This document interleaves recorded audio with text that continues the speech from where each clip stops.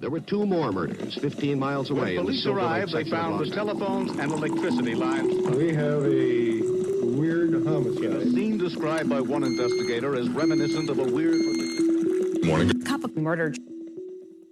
Sometimes when 2 very dangerous people pair up, the unthinkable can happen. On September 28, 1953, a young boy was kidnapped so his well-to-do family could pay a hefty ransom demand. A young boy who was taken by 2 very dangerous people who had no intention of ever bringing him home. So if you like your coffee hot but your bones chilled, sit back and start your day with a morning cup of murder. Carl Austin Hall was the son of a wealthy St. Louis lawyer who never wanted for anything. That was until his father died in 1946, left him $200,000, and he squandered the whole thing on drugs and alcohol. Now desperate for money, Carl began robbing taxi cabs and did such a bad job that police caught him pretty quickly, and he was sentenced to 5 years in a Missouri state prison, of which he only served 16 months, and was released on April 28, 1958. He was now left with no money, a criminal record, and a desperate need for a new plan. That's when he remembered someone from his past. Robert Greenlease was a Kansas City, Missouri multimillionaire who made his fortune introducing General Motors to the Great Plains in the early 20th century. The owner of quite a few dealerships, Robert had a few children, adopted and biological, and when he was quite a bit older, he had his youngest child, a boy he named Robert Cosgrove Greenlease, or Bobby for short. Robert doted upon Bobby, and the 6-year-old soon became an extremely doted upon heir to a pretty large fortune. Something Carl Hall was well aware of because, in the early 1930s, he met Paul Robert Greenlease, Bobby's adopted older brother, while attending Kemper Military School in Boonville, Missouri. Realizing young Bobby may be his ticket to a new life, he began concocting an evil plan. Now, when Carl stepped foot out of prison that April, he was greeted by an unusual character.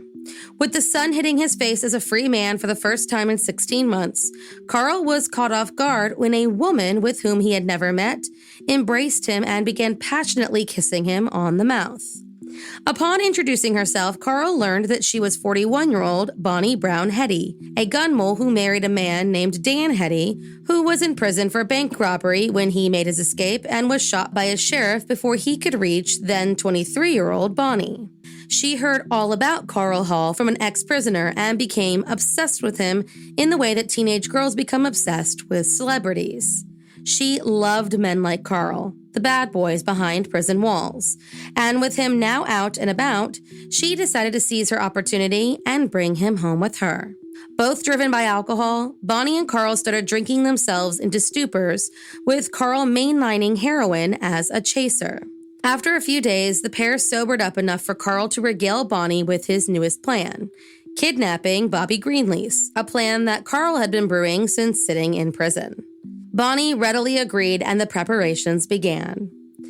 At around 10:55 a.m. on September 28, 1953, Sister Morand of the French Institute of Notre Dame des Sions answered the door and was hastily greeted by a woman saying that she was Bobby Greenlease's aunt and needed to take the boy with her right away because his poor mother had just suffered from a major heart attack and had to be taken to the hospital.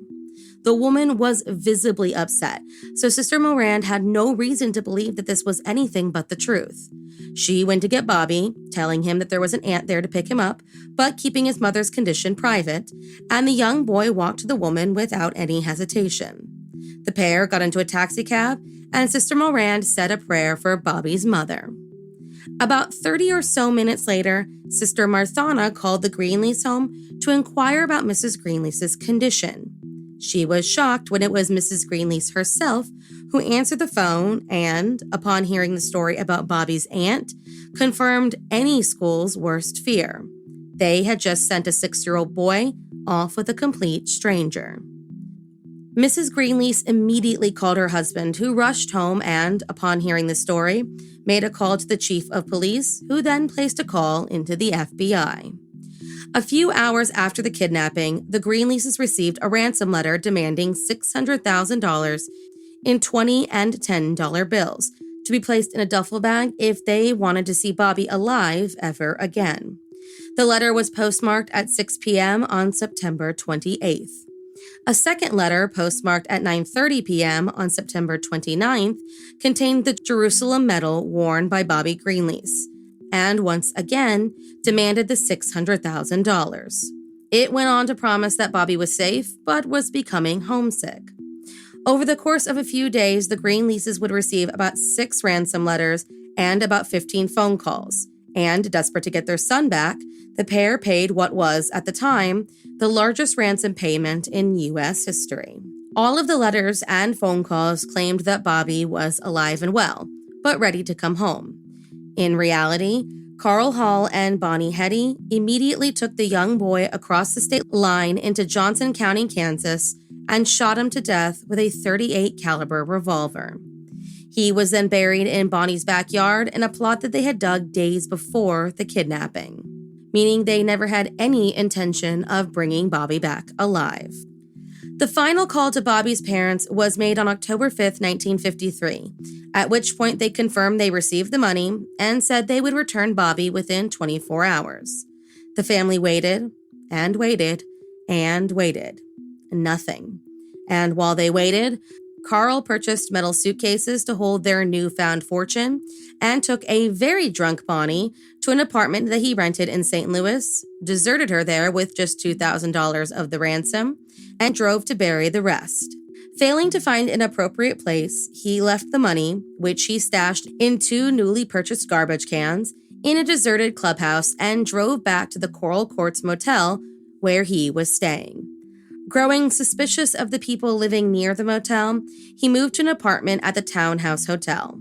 In order to throw off any police suspicion, Carl contacted some old criminal associates, one of which was a former sex worker named Sandra O'Day, who was supposed to fly to Los Angeles and mail the letter from there so the police didn't track him to St. Louis.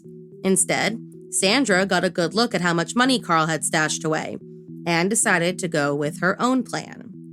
It was around this time that a cab driver, John Oliver Hager, called in with some damning information that led police straight to former passenger Carl Hall, who at this point was calling himself John James Burney. Between this call and the rumors that this man was supposedly flaunting an exorbitant amount of money, police had enough to bring him in for questioning. When they did, he implicated Bonnie Hetty. The pair were arrested on October 6, 1953. And Carl insisted to the FBI that, while he did plan, kidnap, ransom, and bury Bobby Greenlease, he was not the person who shot him, blaming a man named Tom Marsh, who he claimed he gave Bobby to. He would later admit Tom Marsh was a fictitious character and that the only persons involved in the kidnapping were Bonnie and himself. By October 7th, they had recovered Bobby's body in St. Joseph, Missouri, and by the 11th, he had confessed in full. Between his confession and the evidence found in Bonnie's home and car, there was very little doubt that Carl Hall and Bonnie Hetty were responsible for the kidnapping and murder. Appearing before a judge in federal court on October 30th, 1953, both Carl and Bonnie entered guilty pleas.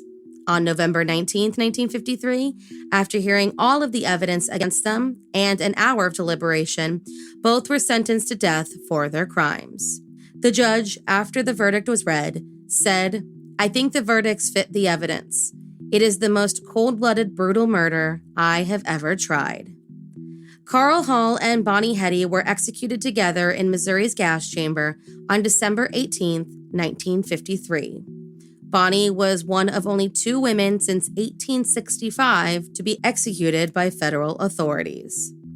As if this case wasn't scandalous enough, only half of the Greenleases' ransom money has ever been located. Some believe the cab driver who eventually turned in Carl Hall tipped off mob boss Joe Costello, who got to the money before the FBI did. According to the FBI investigation, the 2 suitcases, which were with Carl at the time of their arrest, never made it to the police precinct, leading to the indictment of 2 officers on perjury charges. One, Lieutenant Louis Ira Shoulders, was convicted on April 15, 1954, and the other, Patrolman Elmer Dolan, was convicted on March 31st. Louis was sentenced to 3 years and died in 1962, while Elmer was sentenced to 2 years and received a full pardon from President Johnson on July 21st, 1965. To this day, no one knows where the rest of the money went. Thank you for joining me in my morning cup of murder. Please join me again tomorrow to hear what terrible thing happened on September 29th. Don't forget to rate and subscribe and let me know how you like it. If you want to help support the podcast, there's always Patreon or just sharing it with your true crime obsessed friends. And remember, stay safe.